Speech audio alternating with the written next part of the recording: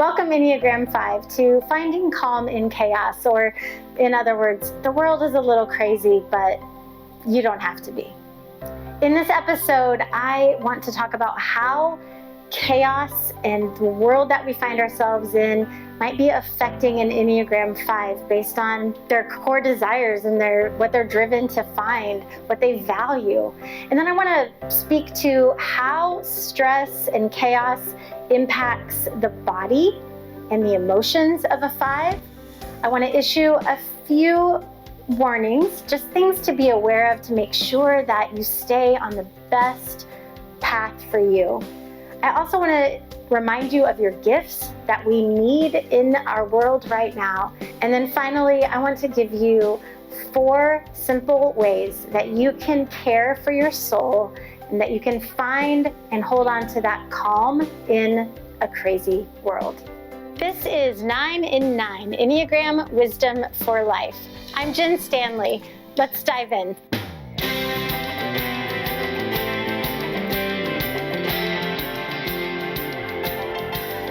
As an Enneagram 5, you value knowledge and facts. You value autonomy and you value competence, especially in places of leadership. And like it or not, it feels like in our world, the leadership of our world is hard to figure out sometimes. People are fighting, the leaders are fighting, and that can be hard to understand. Now, what's going to happen in the body as a response to chaos, as a response to stress, is it's very much going to impact the head space, because literally an Enneagram 5 will retreat to the thinking center almost entirely. We're going to see headaches, tension in the neck and the shoulders, and then a lot of eye strain. Now, it's interesting because Enneagram 5s also report fatigue in the lower body, and we believe this is because the energy is so focused in the head center that the lower body is almost asking for attention by experiencing a fatigue or a tiredness. Emotionally speaking, the Enneagram 5 is going to feel depleted because it can be overwhelming to try and figure out the magnitude of the situations that are happening in our world today. But it's so much that it can really leave you feeling very mentally exhausted, but also just physically kind of energy drain. Now, you might also experience what some would call a quiet concern. This is another word for sadness that maybe the Enneagram 5 doesn't use that often, but there is a lot of suffering and pain in the world, and as an Enneagram 5, trying to take it all in and make it make sense, at some point, you might just simply feel sad. Also, the Enneagram 5 is going to experience fear or anxiety around not knowing how to make sense, not knowing if their personal boundaries, their personal autonomy is going to be taken advantage of, or if those boundaries are going to be crossed, if there's going to be more demand on them in times of uncertainty, whether at work or at home or as a parent or as a friend. The demand just might feel bigger right now, which can cause a lot of anxiety.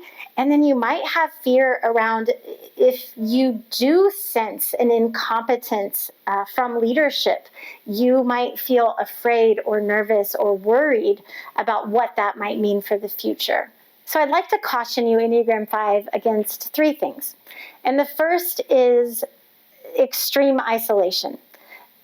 And I understand you're going to need time and space and a retreat physically, emotionally, mentally to recharge your batteries. And that is no problem. However, if you are experiencing a lot more isolation than usual, or you notice that you really haven't had connection with another human, I want you to be really careful there. And as hard as it might be, to reach out to a safe human to have some connection and bring you out of that isolated place. I also want to caution you against delay. First, you want to make sure that you understand what you can do and the ways in which you can do it and the best organizations that you might partner with, or what action would be the most effective and the most helpful. And sometimes in the process of trying to learn what to do, it can actually cause you to sort of do nothing at all. And our world needs people to take action on what matters to their heart. And go ahead and take a step, make the world a better place, even if you don't have it all figured out just yet. Finally, I'll caution you against being closed-minded. You probably already know this is a temptation for you. I'm not telling you anything new, but especially in a time where there is so much discord, so much polarizing information, I want you to remember to try and be open-minded to other people's viewpoints, other people's experience, and allow that to impact your ability to be compassionate and empathetic. Enneagram 5, you have such a gift to give the world in a time of chaos. You are excellent at research and at advocacy. Nobody can put together a more compelling presentation or book or article or argument, for lack of a better word, for why we should be advocating for what matters. And so I want you to use that gift, and I want you to advocate for what really matters to your heart. You are also steady and logical, and you bring really unemotional solutions to the table. And yes, we need to factor in emotion, of course.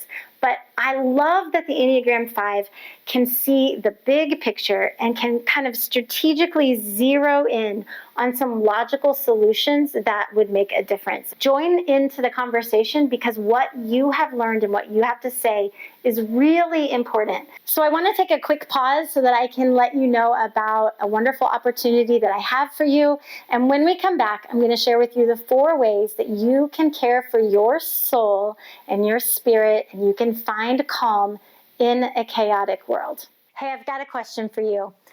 If this is resonating with you, but you're not exactly sure what to do with it, or you'd like to take another step in your Enneagram journey towards really living a whole, beautiful, fulfilling, hope-filled life, I'd love to talk to you.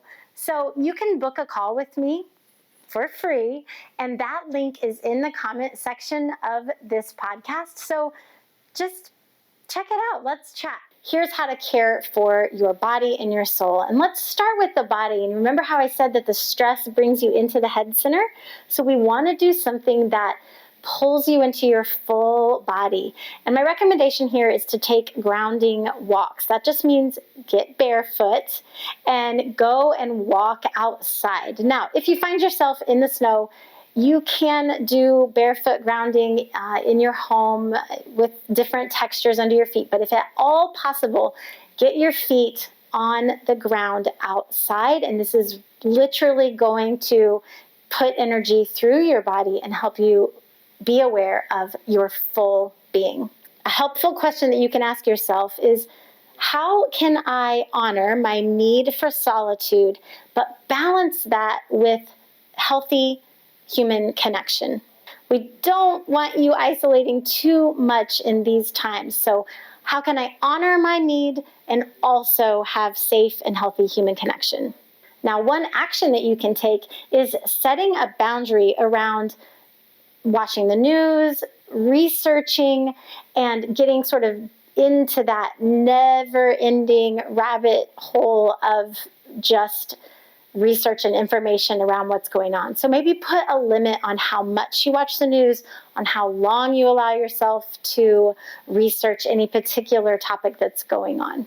And for your gratitude journal, which is really important, and I just can't stress enough, I have all of my coaching clients having some type of just jot it down at the end of the day practice. And for you, Enneagram 5, I'd really like for you to, at the end of each day, just think about, who did I feel safe with today? Who did I have a connection with today?